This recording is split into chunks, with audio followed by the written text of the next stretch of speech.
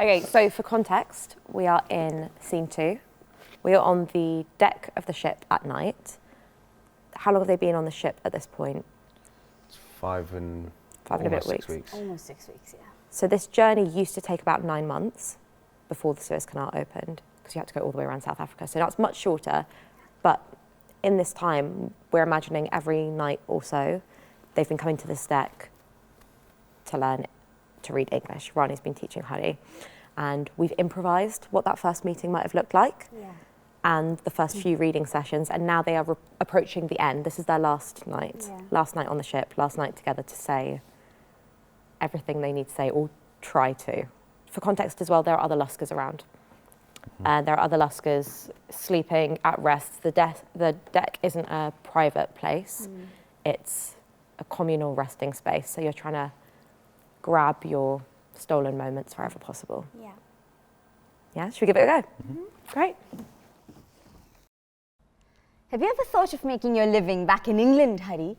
Tried it once. Became an apprentice with a carpenter. Used to be good at carving wood. Made chairs with my grandfather back home. If you learnt your letters, you could get a job as a clerk. Why are you laughing? Because I'm stupid with letters. You're not. Look how much you've achieved in just a few weeks. You're a quick learner, Hari. I'm a sailor, Rani. How would I earn money to eat? You could get a job somewhere. It's a big city. You want me to stay near you? You like me that much?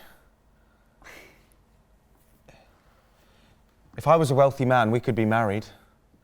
And you wouldn't have to work as a servant for English families. Who said I want to marry you?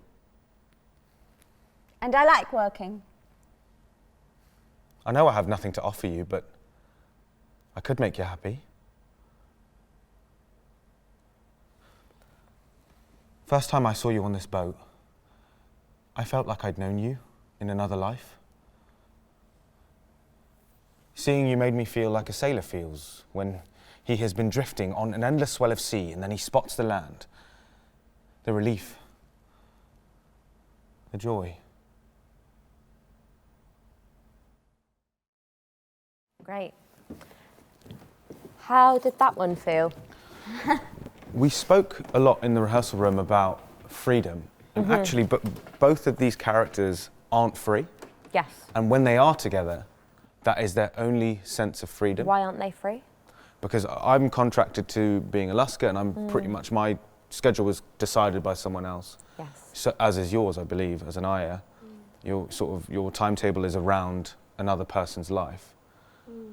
And actually, these moments are so much more freeing for them than I think that what we just did.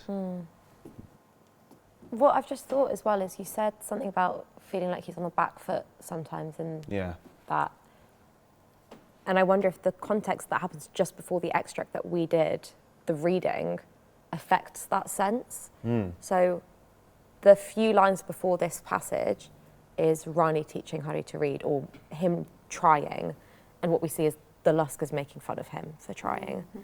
So what does that do to one's self-esteem to then go into a conversation like this? Maybe that's what affects it. Yeah. So I wonder if we try it now as if that hasn't happened, as if they're alone, and the start of the conversation is, have you ever thought of making your living in England? Yeah. Should we get rid of the bench or keep the bench? I don't mind the bench. Yeah. Should we try the bench? I think I can stand.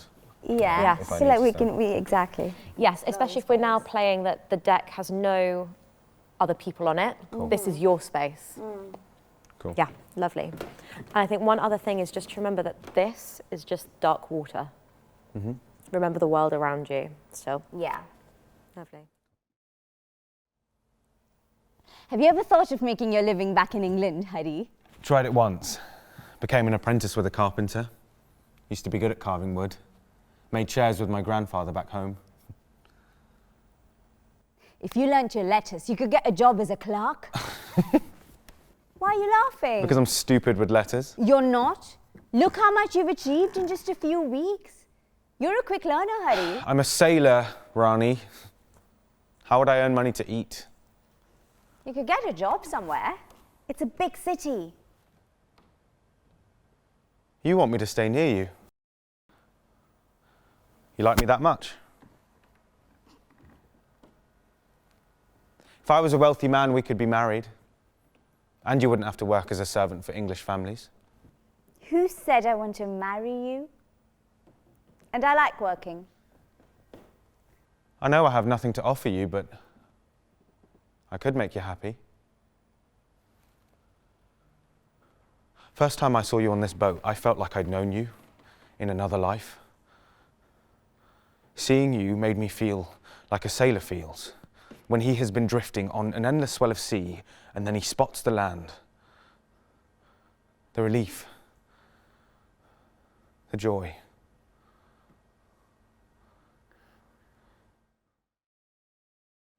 That felt very different. Yeah. Let's come and just check in on what happened. What did that feel like? Vulnerable, actually. I felt, and I think the sea, reminding us about the sea and just sort of the darkness around us, kind of, you had to kind of find the light in the scene instead. Yeah. Yeah, that was a really powerful visual, actually. Thank you for that.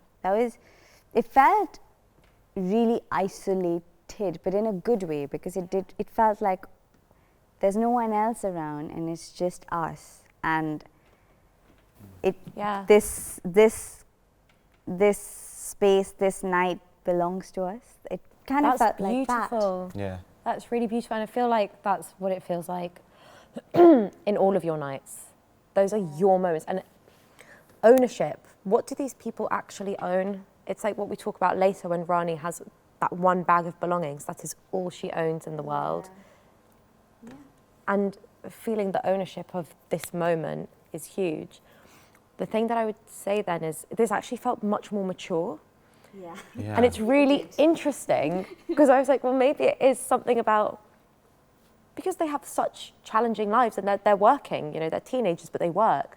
So there is a sense of maturity that comes from that, but there's something maybe about the other Luskers that bring the maturity down a little bit. Yeah. Because I don't think it's necessarily a wrong thing. It just feels like maybe that's, again, part of the mask, that this is what's underneath that conversation. I think part of it's because we took away the knowledge of what came before. And then it's also quite interesting to be able to compare those then. But it definitely felt like, well, what is it that we've been speaking about in the room about the string? Do you want to explain that a little bit? Yeah, just, it's like everyone in life, you kind of have this string between you, whether it's tension or anything else. And I don't know, in that second version, it was definitely a lot more sort of push and pull, a lot more tension. And at the end, I really did want to get close to you. Yeah. And I could see Rani fighting the urge to lean in as well, which was amazing. And with that string, the string is always the same length. And that could be a good rehearsal room exercise, is to literally tie a string around both of you and to also navigate that string around other Luskers. Like, when does it have to go over someone? When does it have to go under someone?